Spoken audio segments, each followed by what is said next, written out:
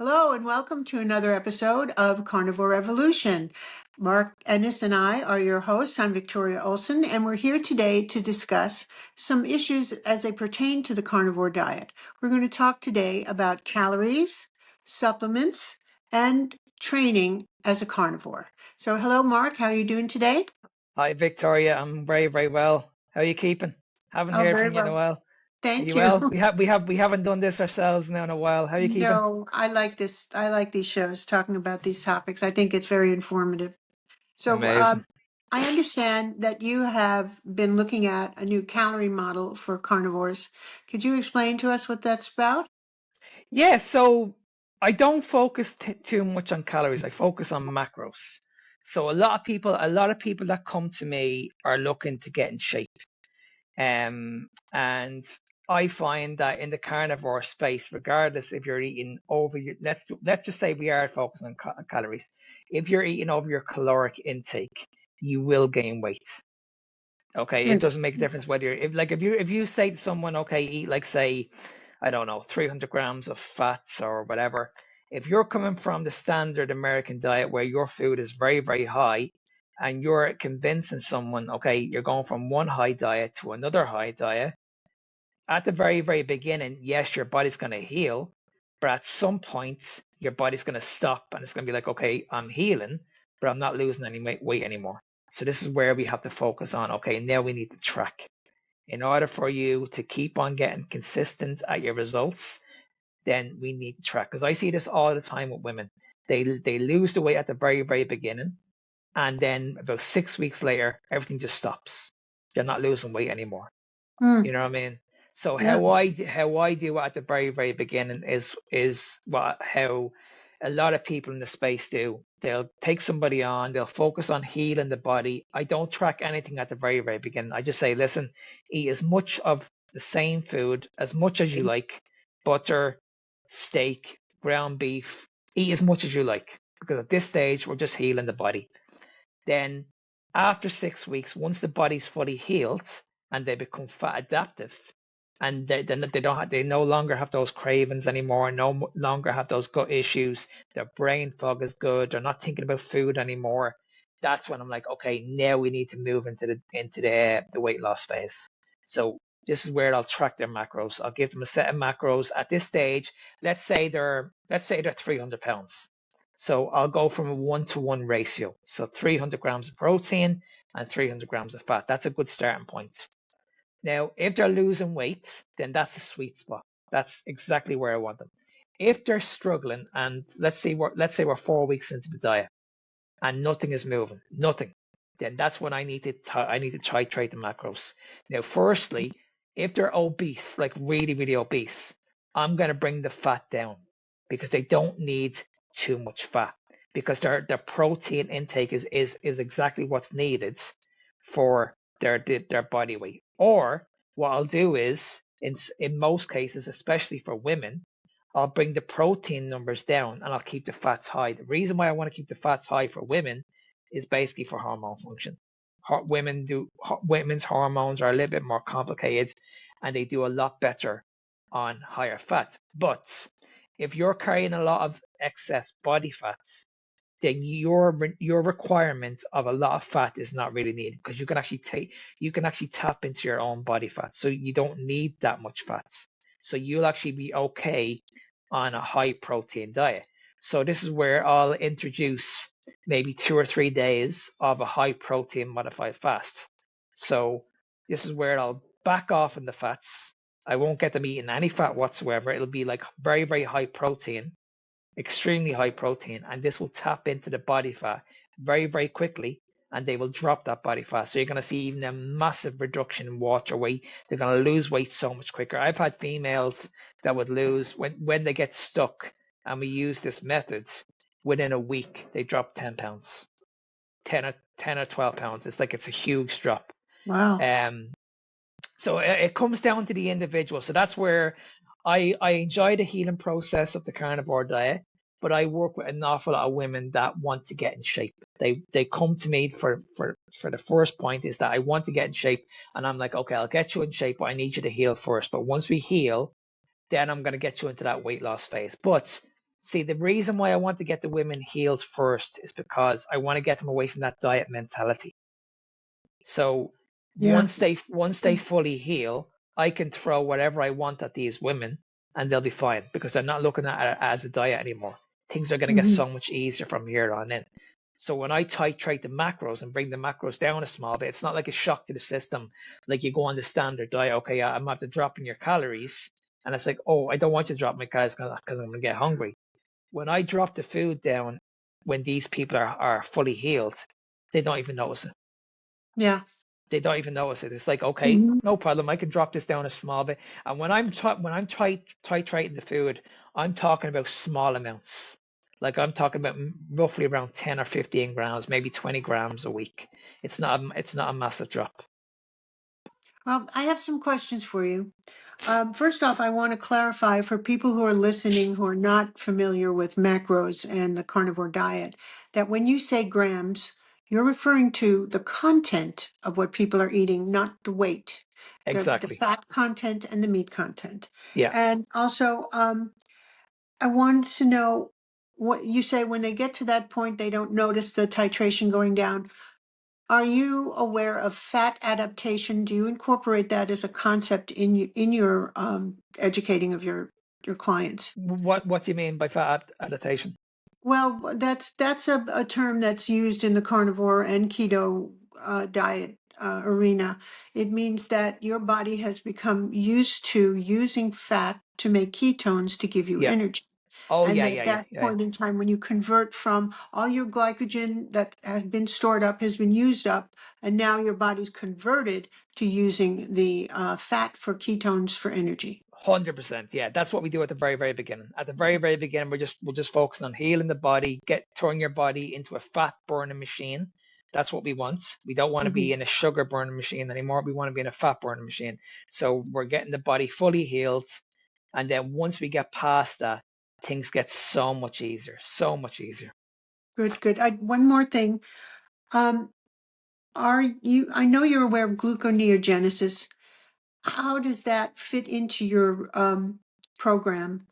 And do you ever see that that might have taken effect in someone who's higher in protein and lower in fat? No, it all depends on when you say high protein. Like I would never have anybody on. Let's say we go back to again 300-pound person. I would never have a person on, say, double that amount. So I would never have them on, like, say, 600 grams. So if we're breaking it down into macros, I would look at it, say, 1 gram per pound of body weight. So Hmm. that'll come out to like 300 grams of protein. Now it depends on the individual. I find that when you're trying to lose weight, you can play around with the protein or you can play around with the fats. So Hmm. I can bring the protein down if it suits the individual. So if the individual is okay and I can bring the protein down and just steady amounts and the fats are okay and they're still losing weight, well, I'll keep it that way. But because you have to remember this, when people are trying to drop body fat and they get very, very low in body fat, the last thing we're trying to do when we're in that state is trying to build muscle. We're just trying to take off as much body fat as possible. Now, when we flip it around, when these people do become very, very lean, like very, very lean, that's when I'll flip the macros around. I'll start increasing the protein again because at that stage we're trying to build muscle. But when we're Hmm. in it, when we're trying to strip body fat, we can actually play around with the protein. We don't need that much. But what I want to keep in there all the time, depending on the individual, is I want to make sure the fats are just slightly higher than the protein, slightly higher, because if the fats go down too low, it's going to affect your energy. And we know there's only two energy sources. We can only rely on fat and we can only rely on carbohydrate. They're the two main Hmm. energy sources. We can't rely on protein as an energy source. Okay, now when we look at gluconeogenesis, that yeah, your body can produce sugar from protein. Yes, it can, but we don't need to eat too much of it. Okay, that's where it comes down to. You need to find out the balance for the individual, Yeah, and my that's what it comes. understanding. That's what it comes down to. It just comes down to: are you getting the results on a week-to-week basis? Are you losing the weight? If you're not losing the weight, there's something wrong. Either I have to titrate the protein, or I need to titrate the fats. And Hmm. then once I find the right balance, to that person, and I can see the weight coming down. I can see the number on the scales coming down. I know the weight on the scales is not is not a true indicator.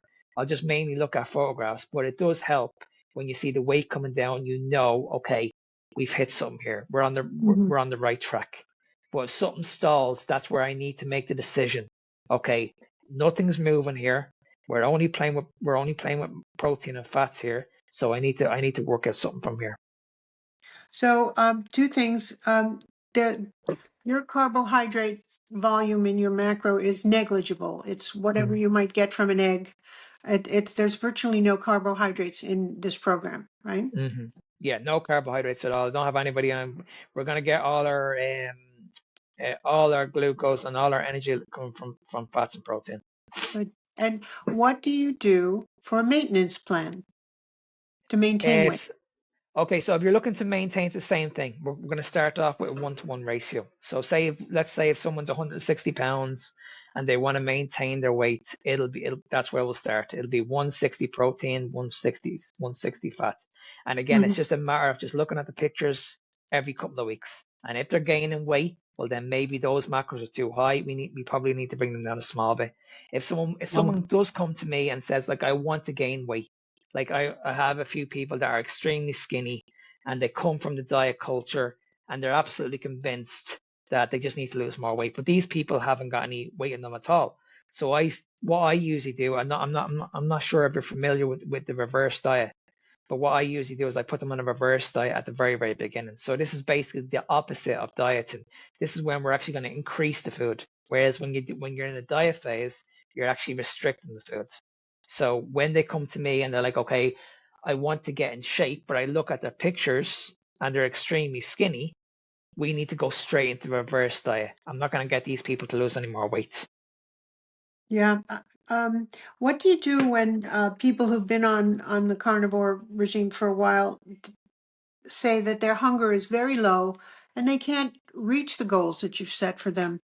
What So happens the, then? so if their hunger is low, then we just need to increase the food. That's all we need to do. But I would make sure, okay, what are you doing outside of that? Are you doing a lot of cardio? Are you walking much? Are you stressed?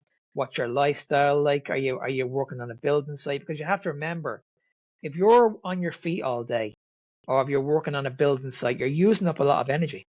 You're using up a lot of energy, so that's going to ramp up your appetite. Mhm. If you do a lot of cardio, that's going to ramp up your appetite. So if you have a busy job and your energy levels are very high, then you need to adapt to that.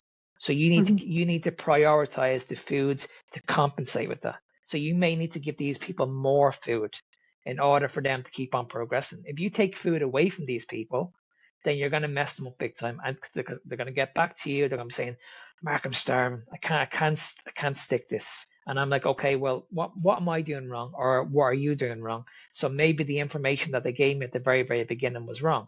They probably said to me, like, well, I don't do too much cardio. My job is not stressful. I'm not on my feet all day. And then I'm like, okay, well, there's something going wrong here. It's either you making the mistake or I'm making the mistake. So at this point, I need to look back at the charts and say, well, now hang on a second. Her macros are perfect. Our training is perfect. So something doesn't add up here. And then eventually they'll get back to me and saying, well, I did the cardio last week. I'm doing more steps. My steps are around 10,000 a day. I'm very active. Like my job is very active. I'm on my feet all day. So when you add it all up, you're probably getting around 25,000 steps a day. So Mhm. Wow. that's going to use up a lot of energy. So Yeah. at the end of the day, you're going to be ravenous. You're going to be Mhm. absolutely ravenous. So you're going to be starving. Mhm. Got it. So I'm not saying that energy output is what we need to be looking at when we're in a deficit or whether we're trying to gain weight. I'm just saying that if your energy output is high, you need to compensate that with more food. If you take food away from the body, this is actually going to mess things up going forward. Well, I like that, making people aware of food as a supply of energy and not entertainment. That's Exactly. a Yeah. big sea change for a lot of people when they Yeah. don't they need to start listening to their body Yeah. and providing it what it's asking for. Absolutely. Because people think they need to do more when they want to get in shape. They think they need to do more cardio, Hmm. more steps. They need to go to the gym regularly. But none of the females that I work with do any of that. They actually train less. Really? They train less. They go to the gym 3 days a week. They Hmm. walk twice a day, and they're in incredible shape. Incredible shape. And it all comes down to what you're putting in your body. You just need to give your body the nutrition it needs. Okay, make sure your training is a couple of days a week. Add a couple of days of strength training in. Walk every single day, and you'll be fine. You'll be in the best shape of your life. You don't need to go to the gym and kill yourself in order to get in shape. And this is what we're all seeing at the moment. Everybody's convinced that you need to do these spinning classes, these circuit classes, and burn like this Hmm. amount of calories and restrict yourself. This all leads to restriction, and eventually you're going to quit. You're going to give up on yourself. And this is what it all comes down to. We need to move away from this. You just need to feed your body the right nutrition, because when you think about it, when you look at our ancestors, they never did long amounts of cardio ever. When they went out to catch their prey, it was like one job. They went after. They sprinted. They slowed down. They sprinted. They slowed down. Yes. We've lost Mhm. that. Most people don't do that Yeah. anymore.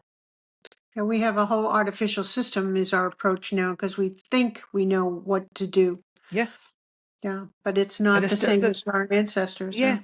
it's in our face at the moment. I mean, we only spoke about this the other day. How many people actually do body weight workouts at the moment? Not many, but they should, and there's some good ones out there. Yeah, yeah. And Um, if you can't lift your own body weight, you've got to think about it as yes, well. If you're in a survival situation and you cannot lift your own body weight, you're in trouble. If you're that's a hanging off, yeah. if you're hanging off a bridge and you've got the only thing you can do is pull yourself up, and you can't do that, you're gonna fall. That's it. That's excellent. That's an excellent goal for people to have. I really believe that. Yeah. Yeah. You mentioned the word nutrition, and it reminded me. I'd like to talk about supplements today. I know carnivores. There's the classic view of carnivores where you don't need any supplements. Meat is everything. It provides you with everything you need, including vitamin C. Mm, And I wanted to hear your take on that because as a carnivore in my seventh year, I've started taking some supplements. Some of them are for vanity, like the collagen, which I take, which is it mm. promotes hair and nail growth, and now I have a whole bunch of fingernails there that I never used to have. Mm. But the diet does provide collagen. What do you think about taking vitamins, and what vitamins do you recommend? Well, the vitamins that I recommend people take is a good vitamin D3, and the reason for that is like in my country we don't get a lot of sunshine, and we only get like say maybe 4 weeks out of the year of good sunshine. So I think a good vitamin D is extremely important for hormone production, for testosterone, for things like that. So I think vitamin D is extremely important. I think vitamin K can help as well, like if you put the two of them together. Yeah, And then pretty much that's the only one I would have people on. Now, if you're struggling with sleep or digestive issues, then we can introduce magnesium, because magnesium has been proven many times that it can help. But I would always look at the lifestyle and the diet first. That's what I would look at. And then the likes of vitamin C, I think if you're carnivore, your requirement of vitamin C is you don't need that much at all. reduced. Yeah, you don't Yeah, because I it don't can. think you need that much at all. Yeah. Hmm. That's just my opinion. I don't take any vitamin C. Now I know there's a lot of people out there that will say that supplement on vitamin C on a carnivore diet there's no harm, but I haven't done it on myself yet. I haven't had any scurvy. I don't have any issues. Um, so I don't know. But I don't. That's just me. What about yourself? Well, like I said, I take a list of them. The D3 and the K2 are something that became of interest to me because being older, I'm going to be Mm, 74 this year. Uh, I was concerned about my arteries. I mm, have had the CTC scan, CAC scan, and gotten zero score that there's no hard calcium blockage, but there could be soft tissue blockage and that's a whole different scan, and I've not had that. I think that just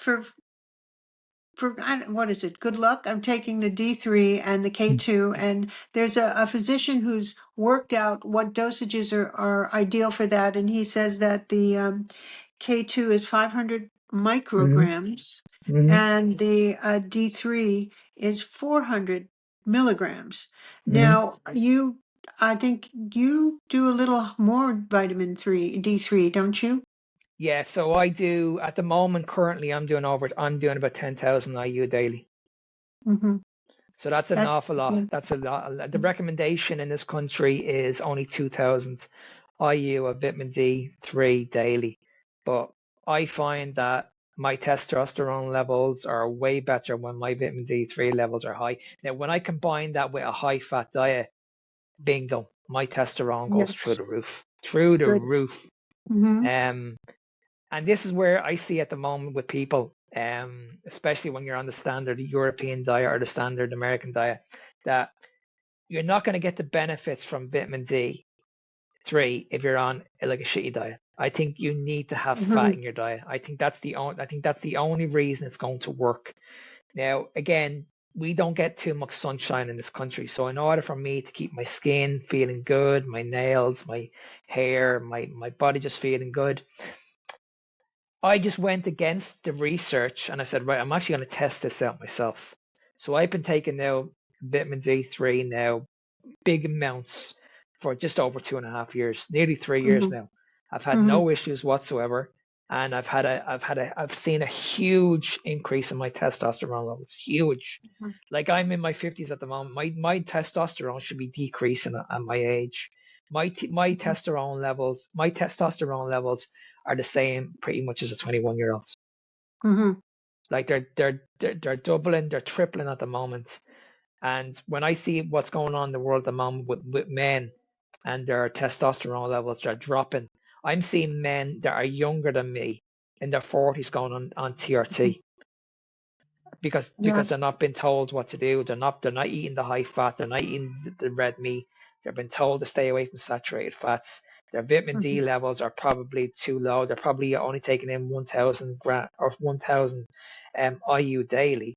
So before, so my argument is this: I'm not saying that TRT is bad. I know a few people in the carnivore space that are on TRT, and my views on it is like this. I believe you can increase your testosterone to lifestyle alone. And the only way you're going to do that is just by just testing this stuff out for yourself. And if you're increasing your vitamin D and you're increasing your fats and everything is moving in the right direction, well, I believe your requirement of TRT is zero. How about your female clients? I know you're probably recommending D3 to them too. Yeah, yeah, and I would never say to a female that if you're on HRT, come off it. Never. I think there's actually I think HRT can be beneficial for Mm-hmm. someone.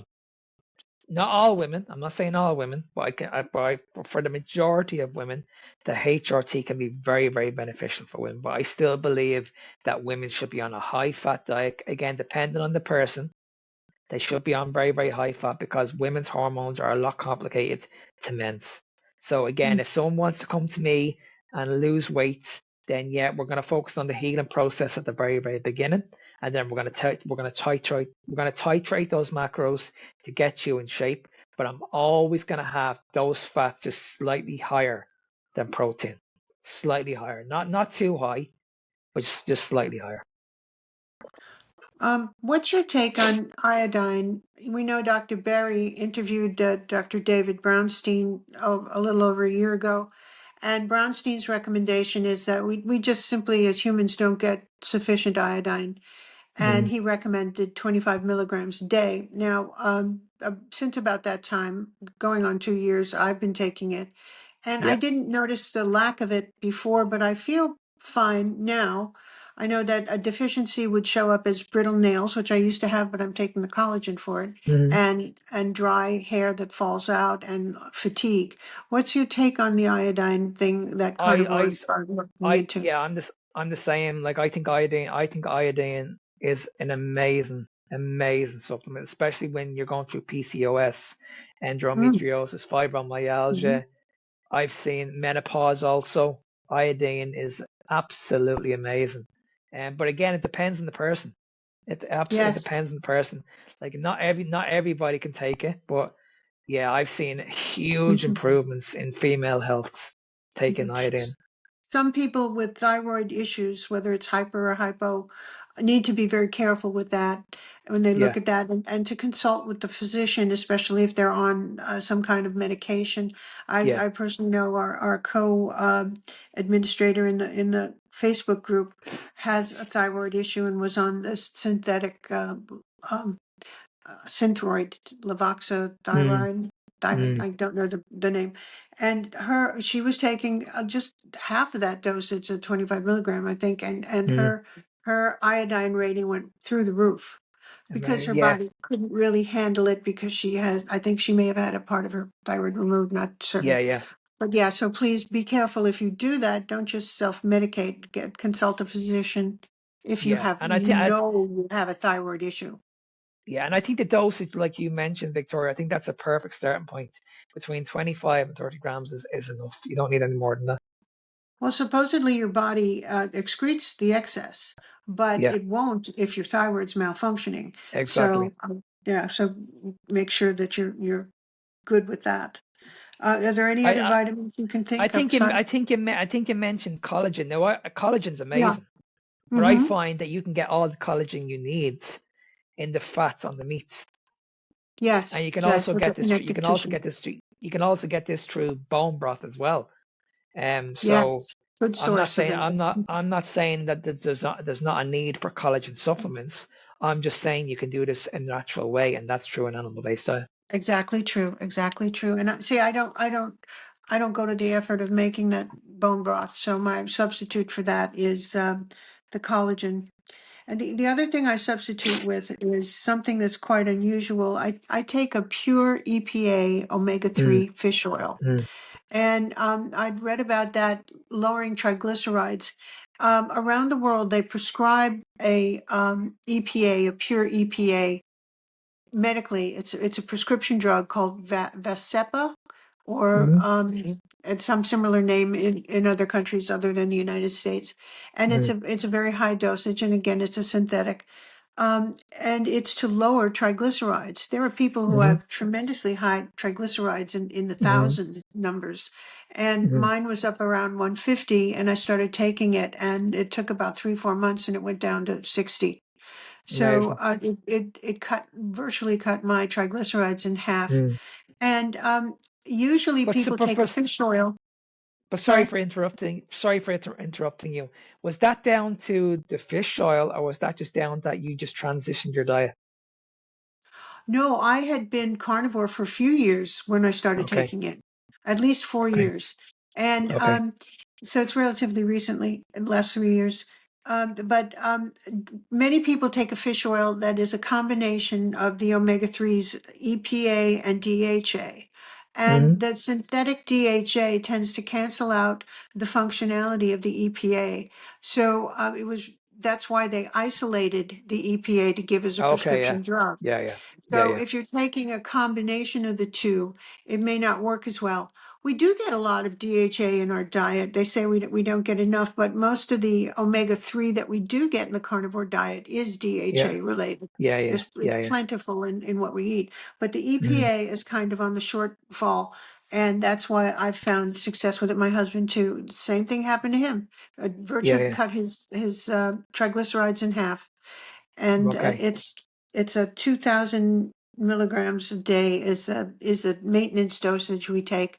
4,000 was for if you have a very high triglyceride Mm, count. But mm, naturally, our our lipid panel will improve as carnivores.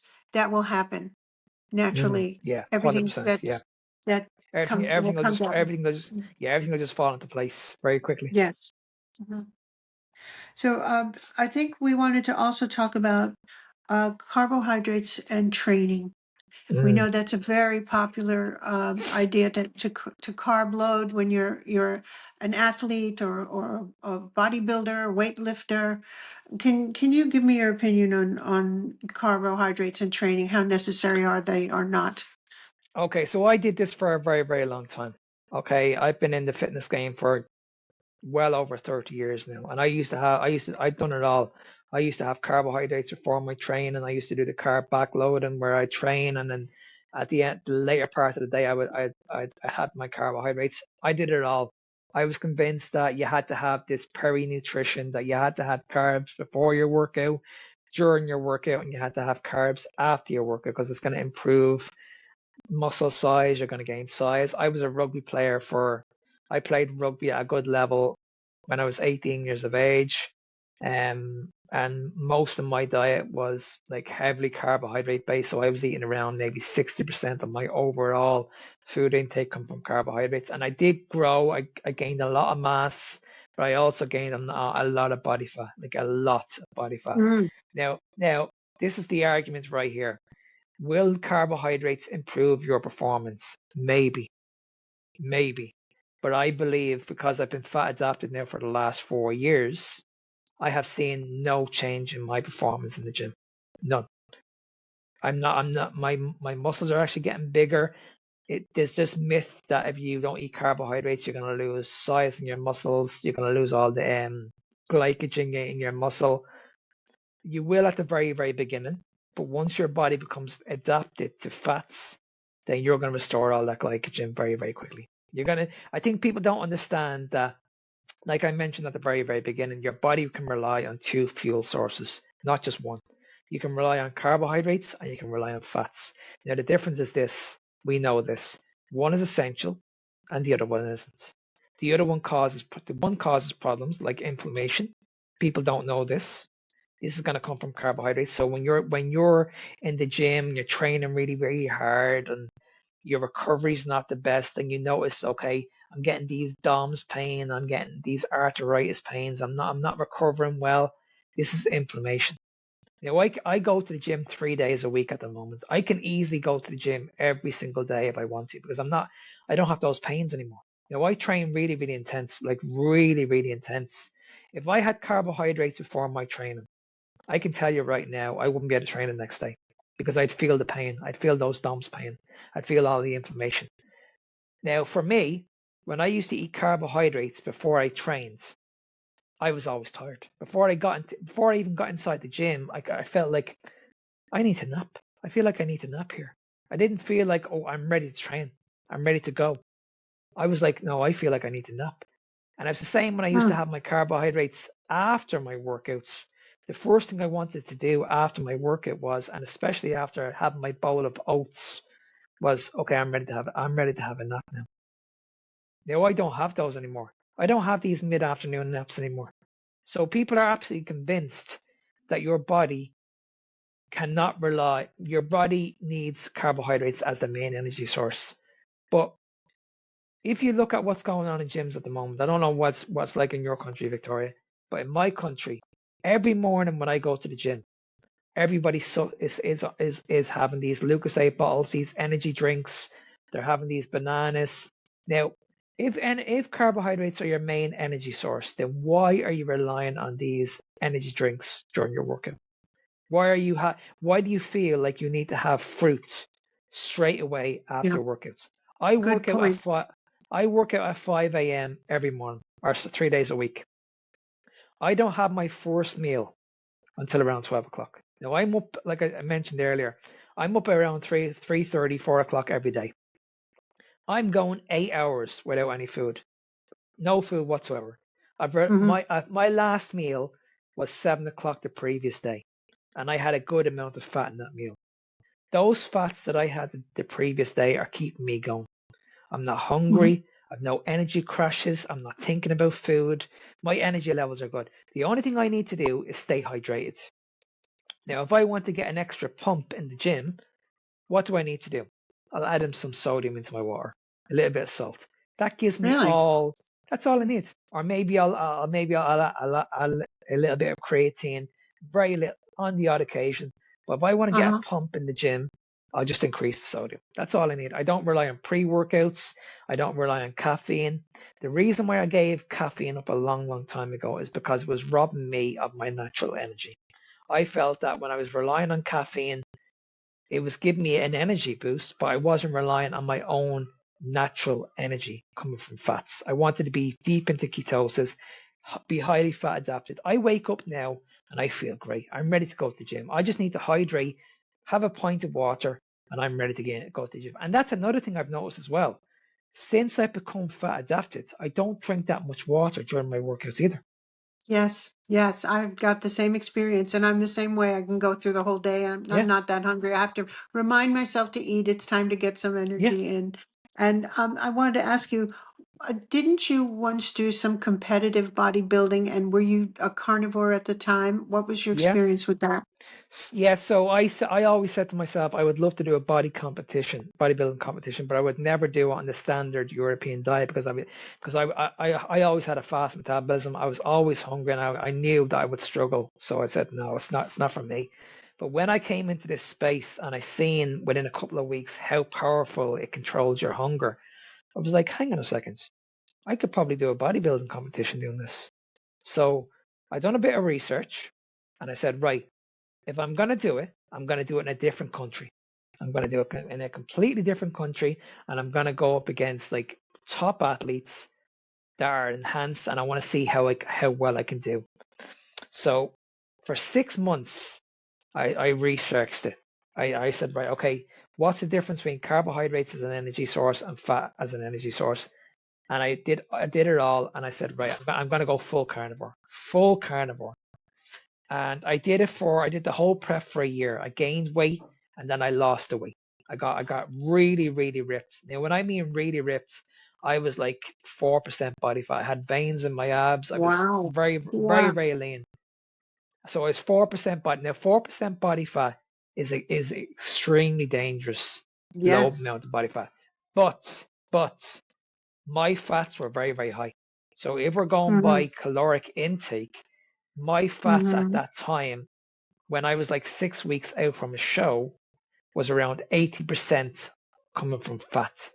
Now, the reason why I was able to function amazingly well and I was able to talk to people and I was able to work on a daily basis and I had no issues, like my brain fog was perfect, is because my fat intake was very, very high. Now, when you think about it, when a bodybuilder goes on a deficit, what do they do? They decrease the energy source by decreasing the carbohydrates. So that Mm-hmm. they bring the carbohydrates down as low as zero. They're only relying on vegetables at this point. They're not even eating any fat whatsoever. So all they're doing is they're relying on protein and Mm-hmm. vegetables as an energy source. Now you can only imagine how these people feel. They feel like shit. Shit. Mm. You know, when I stepped on stage with these people, you could see that these people were ready to faint. They had no Oh energy dear. left. You know what I mean? Even though they were having carbohydrates every 2 hours in the back room before they stepped on stage because they had to refill. So every 2 hours they had to refill on carbohydrates. They had these coaches in the back room saying, okay, you need to have the rice cakes, the honey, the fruits, all this stuff. Um, because their body was in a starvation mode at that stage because they would have never been able to step on stage if they didn't have those if they weren't able to fill up those glycogen stores. They would have struggled. They would have struggled big time. When I stepped on stage, my last meal was around 9 hours before I stepped on stage. That was the previous day. Really? That was Hmm. that's I had a good amount of fat.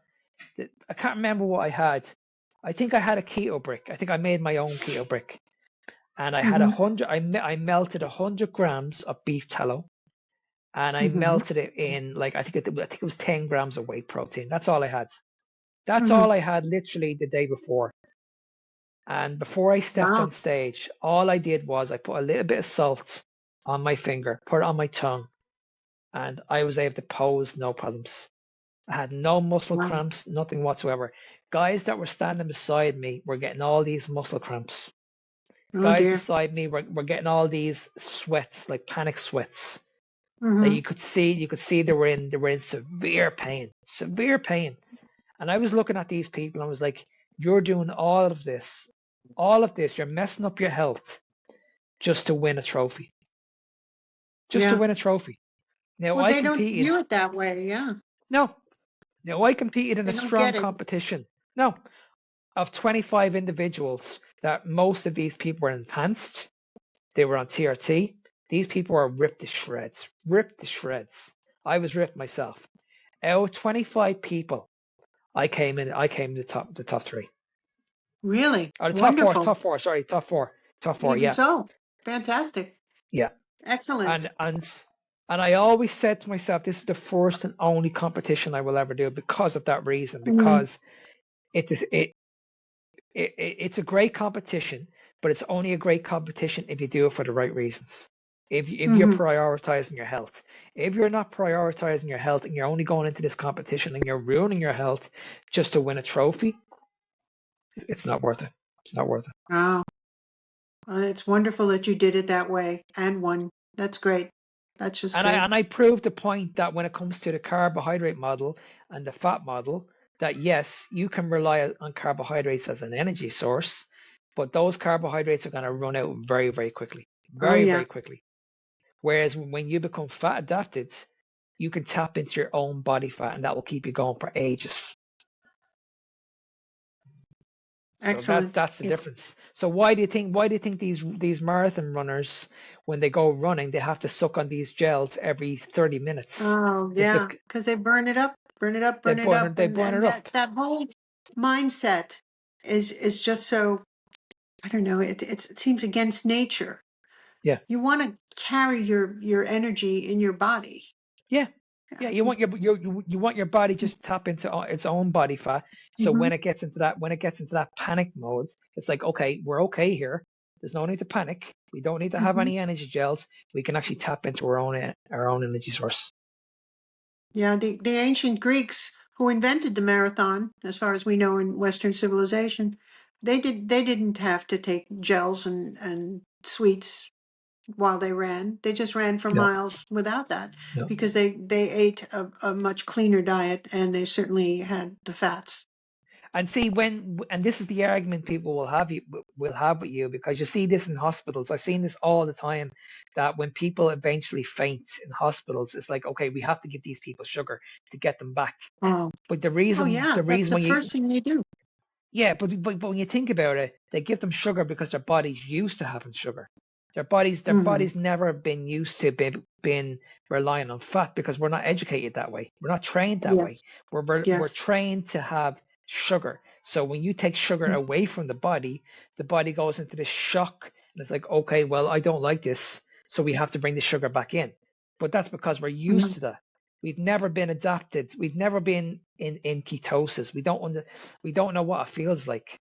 So how do you Since we know were that infants, your we body haven't can't? been. Exactly. Yeah. So how do you know that we can't adapt to this lifestyle and we can't adapt being on a high fat diet when you've never even tried it? It's true, but we are here to change that paradigm because it works much better 100%. our way. Yeah.